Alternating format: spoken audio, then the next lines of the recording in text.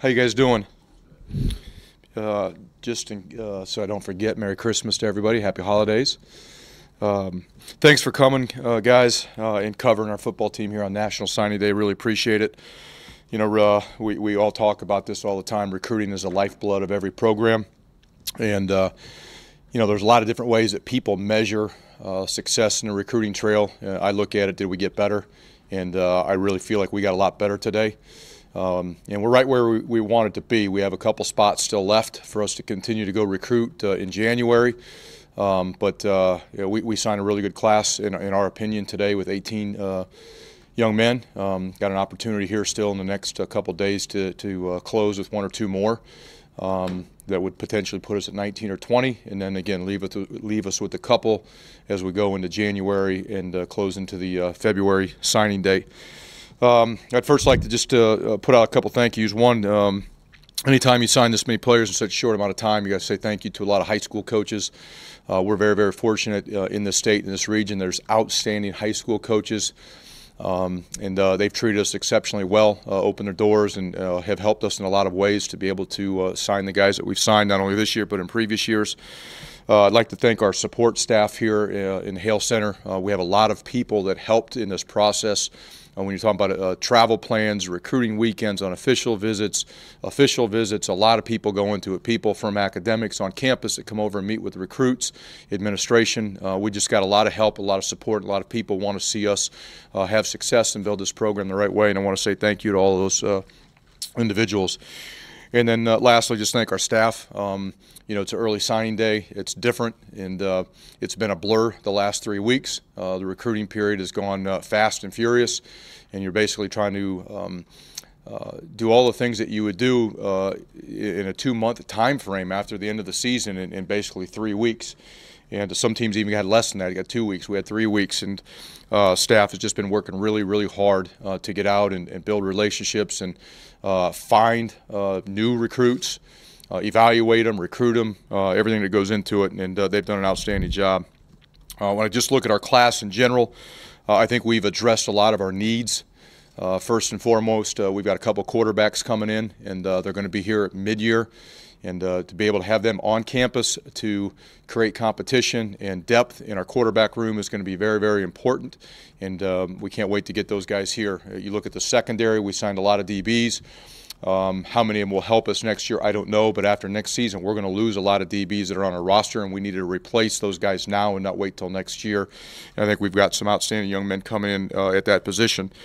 Offensive skilled positions, we've got 3 wideouts that we signed. We got a tight end, and then really Davon Robinson is an athlete that could be a wide receiver or a tight end, depending on how he develops and what happens when he gets on campus. But we're really excited about all those guys. It just again continues to create competition and build depth at the skilled positions on offense that we desperately needed.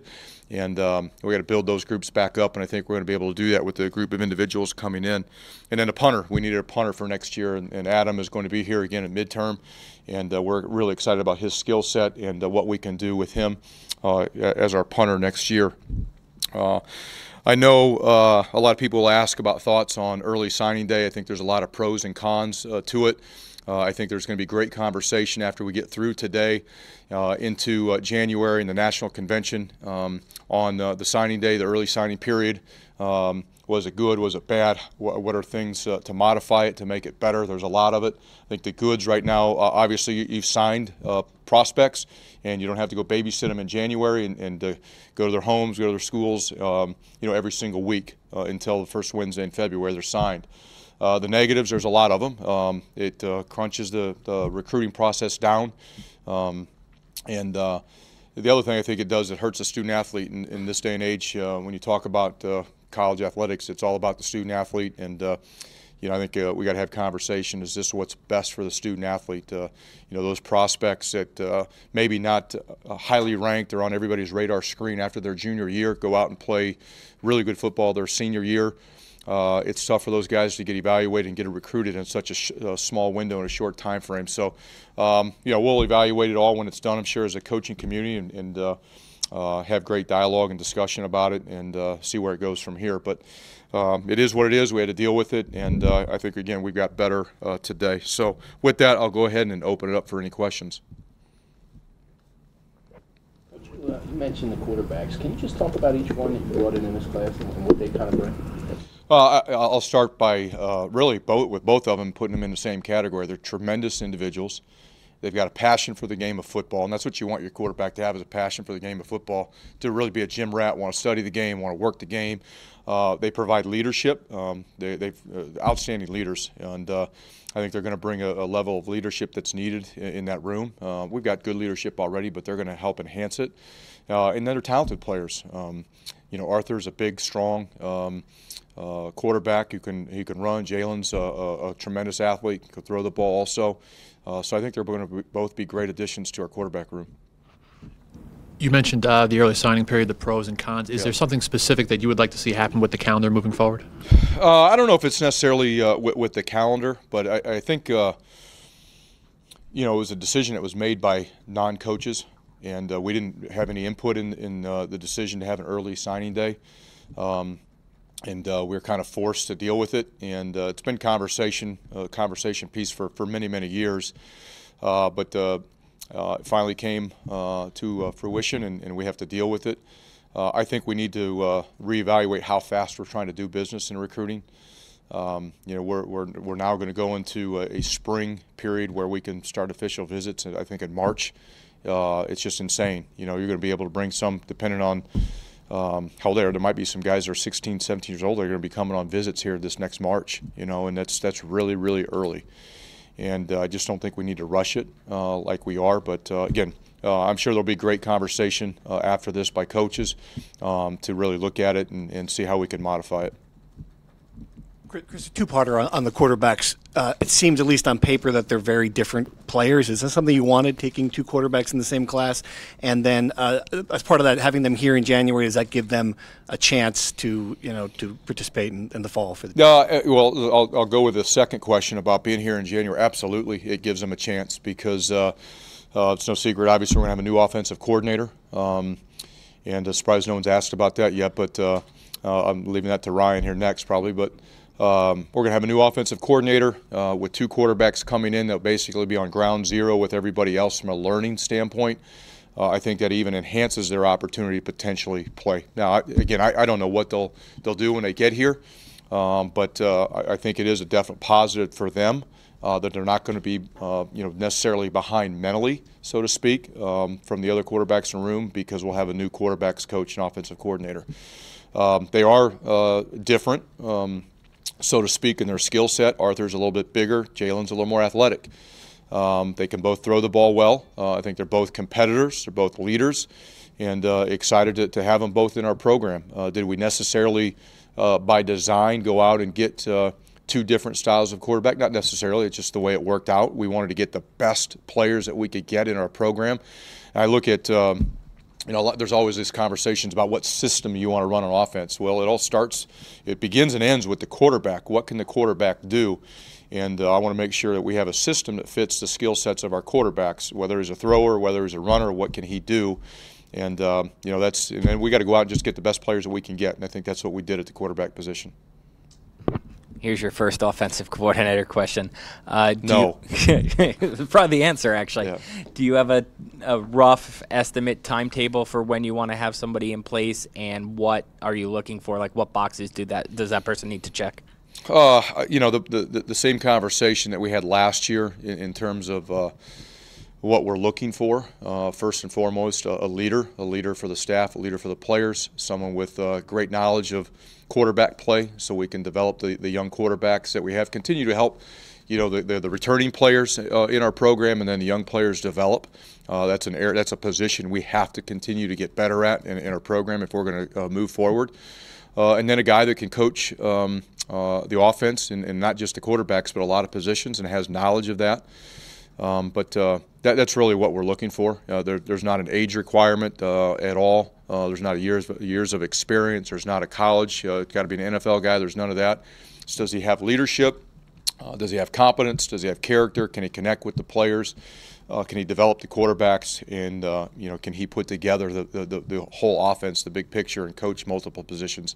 Because it is just about coaching the players, but it's helping coach coaches also on how to get better. And that's what we're looking for. So timetable, I'd like to have it done sooner than later. It's not tomorrow, it's not necessarily next week, but sooner than later. In anticipation of this possibly going this way with Jerry, I had a number of conversations with people, but as of today, I'm not in position yet to hire a guy, but getting closer and closer as we continue to move forward. And then to follow that up, you and Jerry and a couple people have mentioned time and time again that you needed some continuity there. I know that was a big part of hiring Jerry in order to develop the quarterbacks and whatnot. How important is it with this next guy that he's here for more than 1 year? It is important to have continuity for player development, and we're definitely going to try to find that in the next individual. But so many things happen in college football or NFL football. So many things happen. Didn't sit here a year ago and anticipate Jerry was going to have health issues. He'd been 2 years removed from it, but it happened. So we got to adjust and we got to move forward. At the end of the day, I want a guy that can come and make us the best that he can make us be in the time that he's here. Is it 1 year? Is it 5 years? Whatever individual can make us the best offense, the most productive offense, and give us a chance to score points and win football games. That's what I want. Chris, how does the upcoming 10th coach, how does that affect what you're looking for at OC? Is it you want an OC and a quarterback coach, or how are you looking at the 10th coach? It doesn't have any effect. We have a plan for the 10th coach that I'm not going to release or discuss here, but it has no bearing on what we do with the offensive coordinator position. Right now, today, with the way we're set up, we're going to have a coordinator that coaches quarterbacks. Is there a chance, that could change? There's always a chance, but right now, today, I don't foresee that. Just back to the recruiting stuff. When you and your staff were out on the road, with the shorter timetable, did you at all get a sense that kids were maybe under more pressure to either make a decision or leave a scholarship on the table? Absolutely. It was honestly. I was just talking about this earlier today with some guys. There was when this whole rule came about, the new signing thing came about. There was theory, and then there's reality of actually what happened. The theory behind it was when guys, commit. They've been committed for a long time. Let them go ahead and sign. They know where they want to go. They're comfortable with where they want to go. Get those guys signed. Reality, what happened was this became National Signing Day, and there was a tremendous amount of pressure, which there always is, for coaches to go sign the best players that they can sign today. I know there's a signing period between today, Thursday, and Friday. I don't think anyone was looking at it being a period. This is signing day, and that's what it became. And there will still be players signed in February, but I think when you look at it, the pressure for coaches to go get the best players they can to date, that happened. That was created over the course of time. That wasn't the theory behind having an early signing period. And I do think from a student-athlete standpoint, there were a number of players that felt pressure to take a bird in hand and sign with somebody today, or run the risk of not having a scholarship or ending up somewhere where they really don't want to be. I felt that a lot in this process, and again, I don't think that was the intention of the early signing period, but that's in reality what happened. Coach, Davon Robinson comes in at 6'4", immediately becomes the tallest, biggest guy in the wide receiver room. What kind of element does he add there? Well, we're not sure where he's going to end up yet. Fair point. Then I'll move on to my next question. Adam Korzak, punter, committed recently, early in the process. How important was it to get that out of the way, knowing that Ryan Anderson was only here for a year? Yeah, a punter was very important to this class because we knew Ryan was gone. Michael Cintron, his future was in doubt on what he wanted to do. But no matter what, it was important to get another punter in our program, and I think we got a really good one. I'm excited about his skill set is different. He's an Australian punter, and what he can do and what he's been trained to do is a little bit different than a traditional punter. And I'm excited to get him on campus and let him show us what he can do in person, and then figure it out from there. Are you expecting to get any more letters of intent today or in the next couple of days? Yeah, there's an opportunity. Yeah, again, I can't comment on those, but there definitely is a really good chance that we're going to get one and maybe two. Specifically Raekwon O'Neal, a guy from South Carolina, I think, and then obviously Chapman's from California. How hard is it to stay on top of those guys who are further away rather than New York, Pennsylvania, New Jersey, and then I guess what is it? And then talk a little bit about what Raekwon brings specifically. Yeah, the further a recruit gets away from home, the harder it is to build a relationship with them, because it's hard for them to come on your campus as many times as it is for a local guy. And in recruiting, there's so many people that talk to these recruits. The further away they are in an area that we don't necessarily spend a lot of time in, it's hard to find out who's actually talking to recruits and influencing their decisions and things like that. So yeah, it is more difficult. You have to work at building that relationship, that level of trust, that much harder, and get to know the right people, you know, that surround that individual who's in a circle. So it is more challenging. It's a challenge to recruit anywhere you go. We've got challenges right here, you know, locally. They're different than going to recruit players from out of state, but there's still challenges. I think your second question was, what does Raekwon specifically bring? I think he brings a big, athletic, hard-nosed offensive lineman. You know, he's a guy that could quite honestly probably play either side of the ball because of his athletic ability. But we're really excited about him being an offensive lineman. I think he's got a chance to be a really big, physical, athletic lineman for us. And he's a great kid. He just walks around with a smile on his face all the time and loves football, and is going to work really hard. Coach, going back to the concept of early signing period, early signing day, you mentioned that you don't have to follow up as much with the kids, kind of babysit and all that. But give a little more detail. How does it change now the next couple of months? Because it used to be that long marathon. Now it's kind of a sprint. And what do the next few months look like? What kind of kid do you go after there? I'll be honest with you. I think there's no coach can really forecast what January is going to look like, because we've never done this before. It's unknown, and I look at it, if you've signed all of your class or the majority of your class today, I look at January as being an opportunity to be more like spring recruiting. You're going to look for 2019, talk to coaches and identify, start to identify that next class. I think if you're not out on the road trying to sign 25 players in your class in January, it also gives you an opportunity to be back on your campus and be around your own players. So to sit here and say I know exactly what it's going to look like, I can't tell you that yet. I think a lot of it's going to depend on how many scholarships you have left and what you have to go get to fill your whole class before February. But I look at our situation, we're going to obviously have a couple spots left. We'll still go recruit. We're also going to spend a lot of time trying to work on the next class. And then we'll find some opportunities to be on campus with our own players more so than we would have been able to in the past. You can do more things that you couldn't quite. Absolutely. I mean, no matter whether you're committed or not, it was go in January, and it was a flurry to the end. Obviously, we did that now. We went through the sprint right now, and probably January will be a little bit easier, a little less tense, so to speak, maybe, but we'll see. Chris, do you think that this will be your quarterback room now, or is there a chance you'll add another player through grad transfer? No, we're not right now. Today, there's no thoughts of a grad transfer. That doesn't mean that something could change, but right now, no, that has not crossed my mind. It's not something that we've had conversations about. A lot of it, we need to get the quarterbacks that are here and the new ones coming in developed. We need to get them with a new quarterback coach and new offensive coordinator, and give him an opportunity to evaluate what we've got and what we can do with what we have. But I feel really confident in the players that are going to be in that room right now in January. I think we're going to have a good mix of talent and intelligence and leadership that just have to be coached and be developed. I mean, that's part of the process. We go out there and we play with 3 true freshman wide receivers this last year. They've got to be coached and they've got to be developed, and I think the quarterback room's the same way.